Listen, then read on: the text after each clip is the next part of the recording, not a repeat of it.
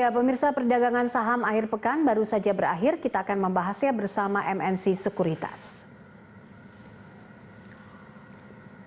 Untuk membahas bagaimana pergerakan IHSG akhir pekan serta prediksi awal pekan depan, kita sudah bersama dengan Muhammad Rudi, analis MNC Sekuritas. Mas Rudi, terima kasih sudah bergabung bersama kami. Kita tadi melihat penutupan ternyata melemah ya di 0,14% gitu. Sempat menguat atau rebound tapi akhirnya ditutup melemah juga di akhir pekan ini. Akhirnya tidak happy ending juga. Anda melihatnya bagaimana? Apa yang mempengaruhi lantai bursa hari ini?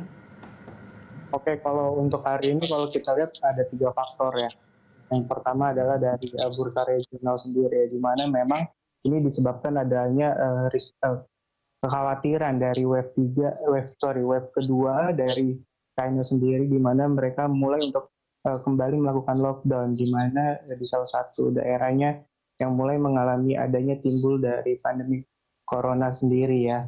Lalu yang kedua juga memang kalau kita lihat dari data neraca perdagangan Indonesia yang juga tidak terlalu bagus ya Mbak. Kalau kita lihat memang neraca perdagangan kita untuk ekspor dan impornya sendiri melemah cukup dalam. Lagi kalau kita lihat impornya sendiri mengalami penurunan sampai double digit. Itu yang menjadi salah satu penyebabnya. Lalu yang terakhir, yang ketiga adalah beberapa saham seperti sektor perbankan yang juga melemah dari pergerakan IHSG kita pada hari ini. Seperti itu. Oke, kalau kita bicara soal defisit neraca dagang, ini adalah isu yang mengemuka saat ini. Bagaimana Anda melihat kekhawatiran investor soal ini?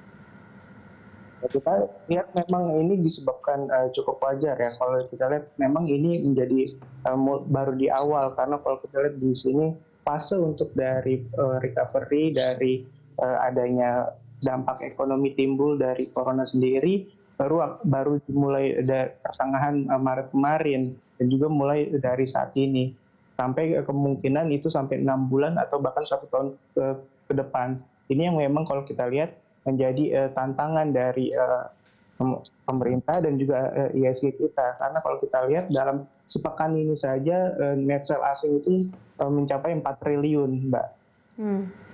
Oke. Baik, kita lihat dalam 2 hari ini begitu sektor finansial ini agak sedikit tertekan. Anda melihatnya seperti apa? Apakah ada kekhawatiran juga soal NPL mungkin yang dilihat oleh para investor dari sisi perbankan?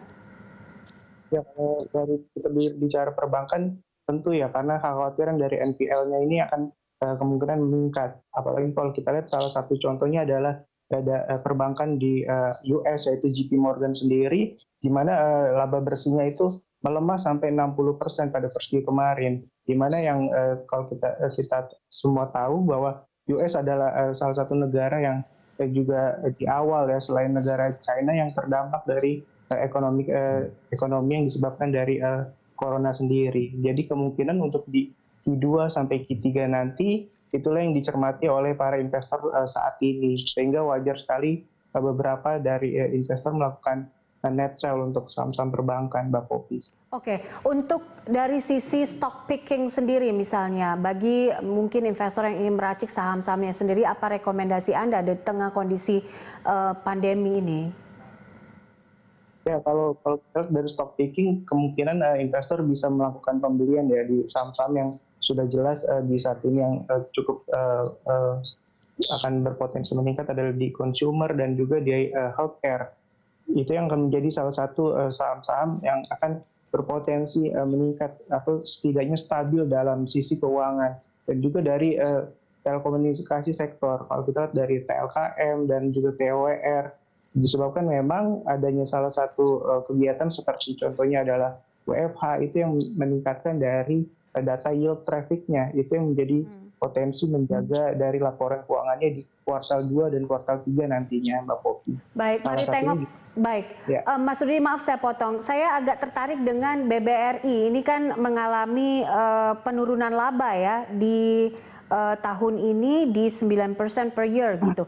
Ini bagaimana kalau bisa kita bedah sedikit, di breakdown sedikit dari sisi penurunannya, apa yang bisa direkomendasikan untuk melihat saham ini?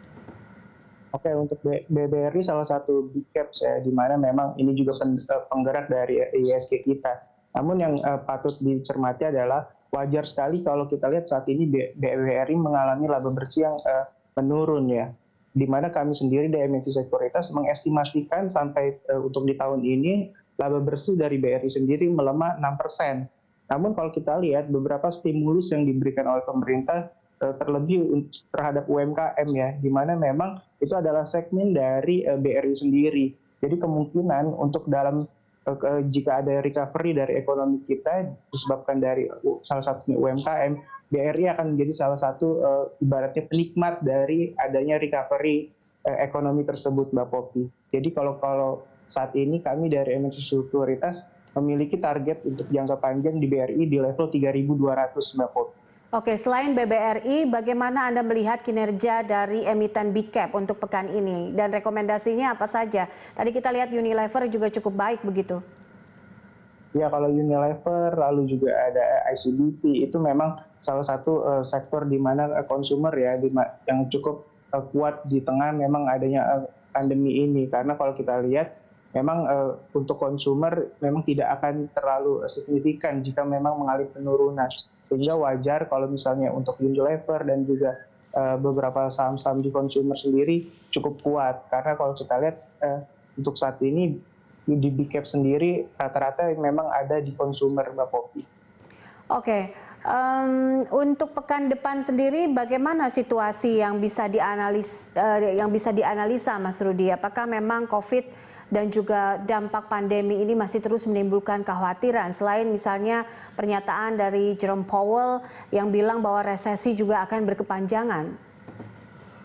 Ya, kalau kita lihat memang ini menjadi salah satu polemik ya, karena kalau kita lihat sebenarnya tidak hanya berbicara dengan adanya COVID-19 sendiri atau corona, karena kalau kita lihat nanti di semester kedua ini adanya pemilihan presiden di Amerika sendiri, ini yang akan meningkatkan dari isu ekonomi yang akan berkembang nantinya. Dan juga dari adanya trade war yang sebenarnya belum selesai juga antara US dan juga China, di mana memang ini sudah kurang lebih sudah sampai 2 tahun, perkembangan ini juga belum selesai. Inilah yang memang meningkatkan dari awareness ya, atau ketakutan dari adanya resesi, Mbak Poppy.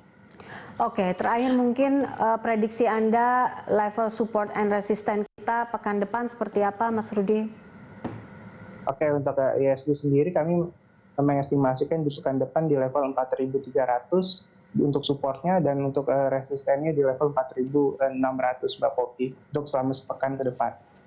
Baik, terima kasih untuk informasi dan juga analisanya. Muhammad Rudi, analis MNC Sekuritas.